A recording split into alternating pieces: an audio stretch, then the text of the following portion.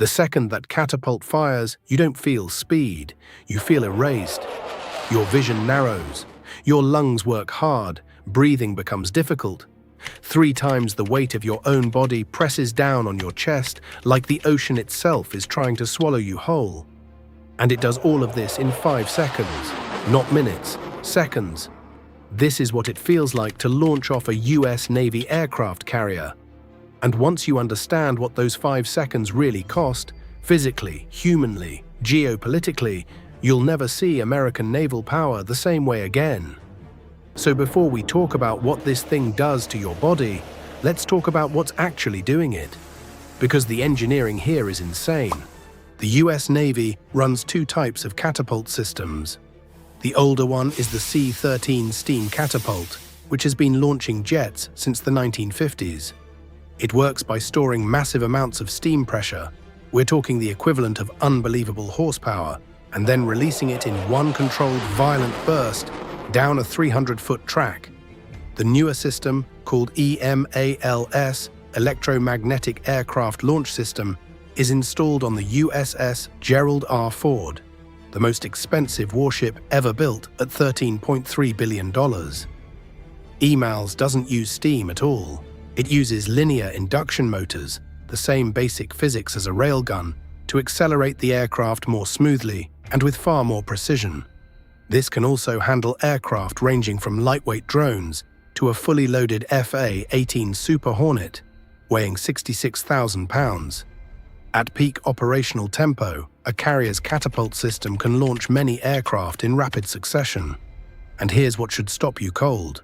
No other navy on Earth has a fully operational electromagnetic catapult. China launched its newest carrier, the Fujian, in 2022 with a similar system, but it remains years behind in real operational experience. The machine exists, but understanding the machine is only half the story. What it does to the person inside the cockpit is something else entirely. Okay, you're strapped in. The catapult fires. Here's exactly what happens to your body, second by second. At 0 seconds, the holdback bar releases and you go from a complete standstill to movement so suddenly your brain almost can't register it. In the first second the G-force hits, pilots experience that breathing becomes difficult for the lungs. To put that in real terms, if your head normally weighs 11 pounds, it now weighs over 33 pounds. Your neck muscles are straining against that load while your hands are locked on the controls purely through years of muscle memory. In 1 to 2 seconds, you're already traveling at over 60 miles per hour, and your peripheral vision has started to blur.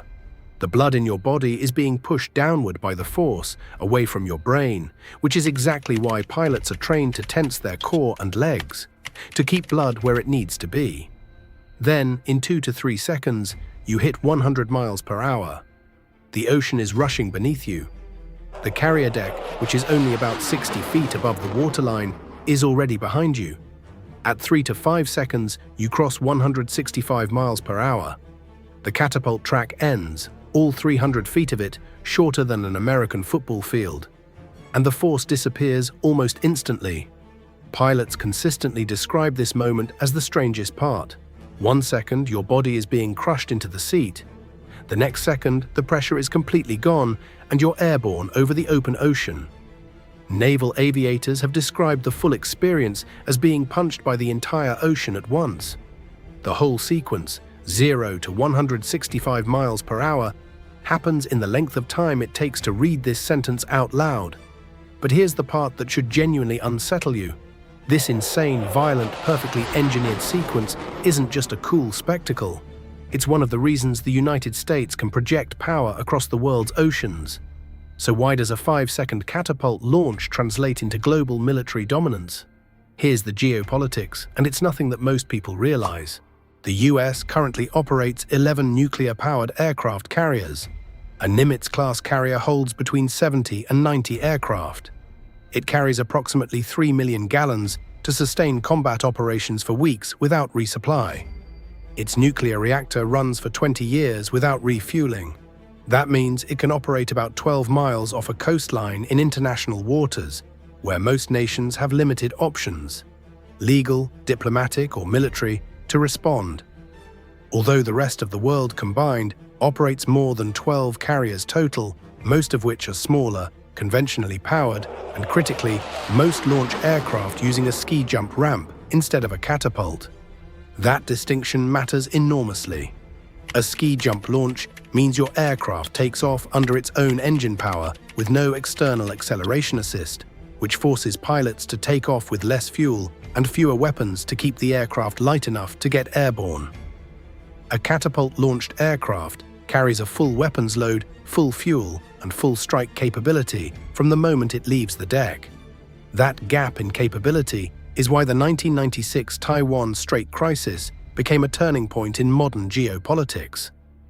When China conducted aggressive military exercises near Taiwan, the US deployed 2 full carrier strike groups to the region.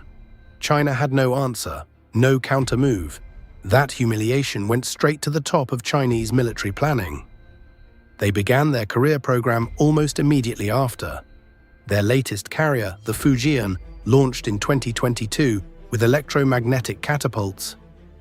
On the other hand, US carriers have been in operation since the 1950s.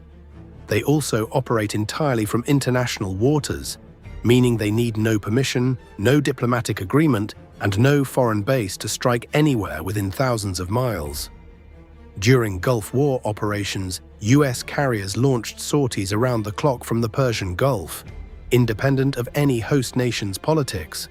That kind of reach, that kind of freedom, all comes back to one thing: a catapult system so advanced that the rest of the world is still trying to copy it. And the people who keep this machine running every single day. That's where the story gets even more sobering. Are you ready? Because none of this works without the men and women on that deck. A carrier flight deck has been called the most dangerous 4 acres in the world. During peak Cold War operations, the US Navy recorded roughly 30 non-combat deaths per year tied to carrier operations. Jet blast traveling at over 100 miles per hour, arresting wires under enough tension to snap a man in half. Live ordnance is being moved in every direction, and all of it is happening on a deck that is constantly moving on the open ocean. The people in the yellow shirts, the catapult officers, called shooters, are often in their mid-20s. They give one-hand signal, and a $70 million aircraft and a human life leave that deck. That responsibility doesn't get a second chance. Pilots aren't exempt from the pressure either. Before any aviator lands on a carrier, they log hundreds of hours of training. The final qualification is considered the single hardest aviation task in the world. Complete darkness, a moving runway, and an approach window of just seconds. Miss the 3 wires and you either bolter and go around, or you don't. What you're about to hear reframes everything we've covered. And it starts with 5 seconds. So, what does 5 seconds on a US Navy catapult actually feel like? The next time you watch a jet launch off a carrier deck, remember what you're actually seeing. It's not just aviation, it's the most expensive argument for dominance any civilization has ever made. The gap is real, but it is narrowing. And the nations closing it have studied every second of American carrier history to do it. See you in the next one.